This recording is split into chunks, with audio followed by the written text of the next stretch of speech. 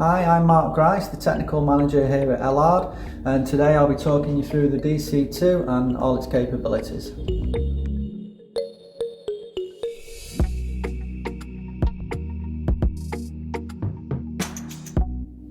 So I'll now familiarise you with the circuit board. So in the bottom left hand corner you've got your mains in supply, your live, your neutral, your earth. You have your motor output connections, so this can either be for a tube motor or to make it volt free you just remove the link between L and C. So you have a 230 volt courtesy light output. You've got a connection for traffic lights, these are volt free. You have external push button connections and a dedicated stop circuit. You've got facility for an impulse command, so it's up, stop, down, stop operation by one button. You have your external keypad connections. You then have your photocell connections and your 24 volt DC. You have the safety edge connections, so again this can be optical or resistive safety edge. And then you've got three external limit connections, so you've got an auxiliary travel limit open, a close limit or a pre-limit switch.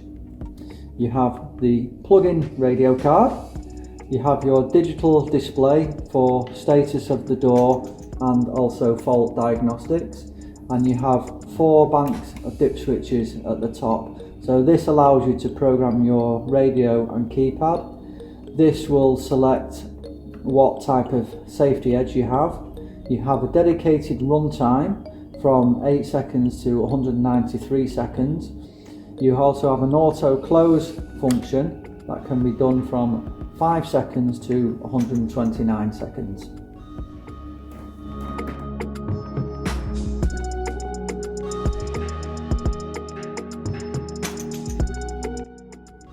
So on the DC2 you have 4 banks of dip switches.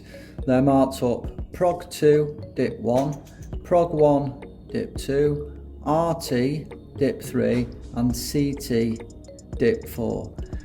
So on your first bank of dip switches, prog 2, generally you're only really using 2 dip switches, which is dip switch 1 and dip switch 5. So dip switch 1 is to allow you to program in your keypad, and dip switch 5 is to allow you to program in your handheld transmitters. On prog 1, dip switch 1 can select whether you're on a resistive safety edge or optical safety edge. Dip switch 3 can give you the option for an extended runtime. Dip 3, where it's marked up RT, will give you selectable options for your runtime, so you can get it really accurate. So this is between 8 seconds and 193 seconds. You've got CT, which is dip 4, but again you can select various switches for your auto close time between 5 seconds and 129 seconds.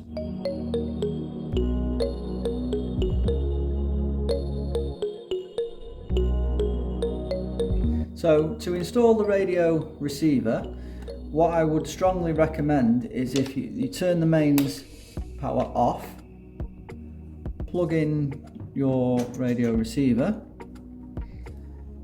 restore the mains power.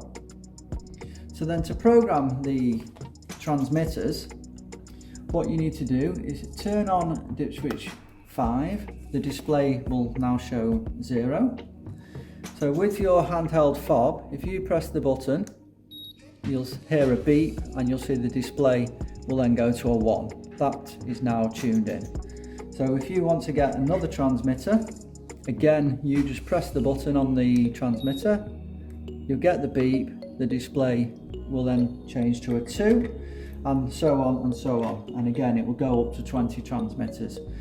Once you have programmed in your transmitters, all you have to do is turn off dip switch 5.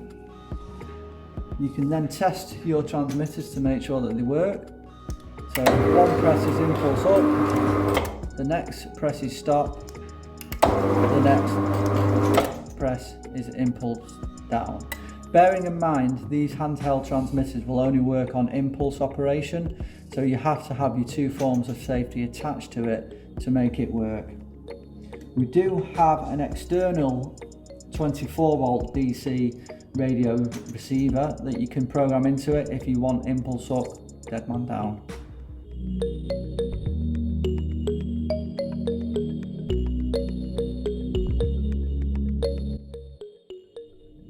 So the beauty of this panel is that you can delete the transmitters individually instead of a master clear.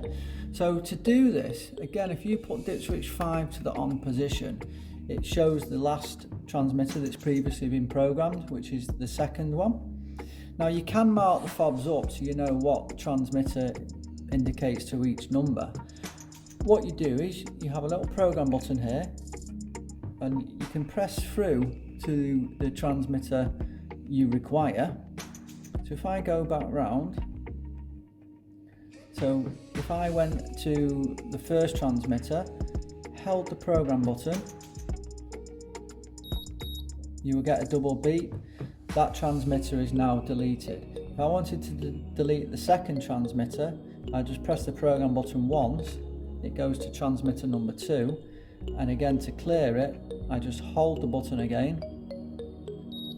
Once I get the double beep, it is now cleared. Once you've done what you need to do, you then just turn dip switch 5 off again.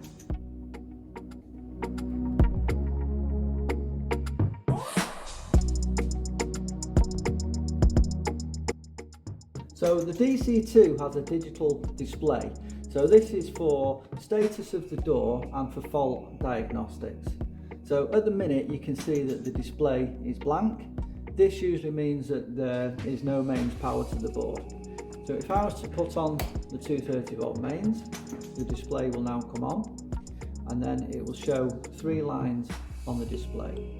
You only get this on first power up, it just means it's not had a command and it's ready for operation. So if I was to operate the door into the open position, you should see I will get an N in the display. Now that means that the door is travelling up. When it reaches its top position, you will get a line at the top to say it's on its top limit. If you give it a command to travel down, you should get a U in the display.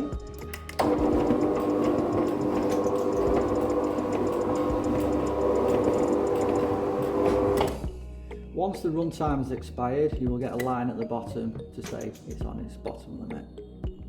So it also has a number of fault codes. So first of all, it has a number 1, which usually means a stop circuit fault. So if I was to create a fault on the stop circuit, you'll see a 1 will display.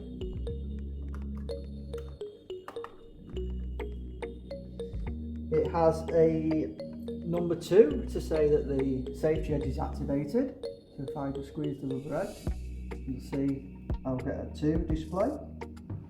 You will have a number 3 for photocell activated, and a number 4 means that there is something wrong with the mains power supply, it's unstable, or there is a relay stuck on the board.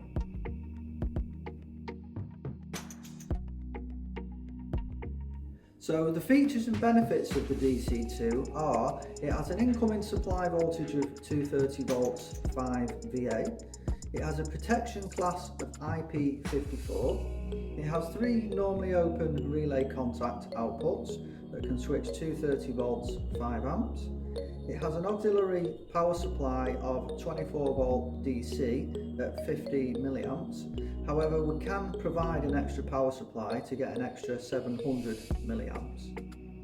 It has an operating temperature of -10 degrees C to +55 degrees C. It has the option for a plug-in radio card for up to 20 transmitters. It has an external keypad and keypad connections. It has a 230 volt courtesy light output. It's got a red and green traffic light output. It's got dedicated connection for safety brake. It has dedicated external push button or key switch connections. It can switch a 230 volt tube motor up to 350 Newton meters. The motor output can be also modified to volt free, so it can operate motors with onboard starters.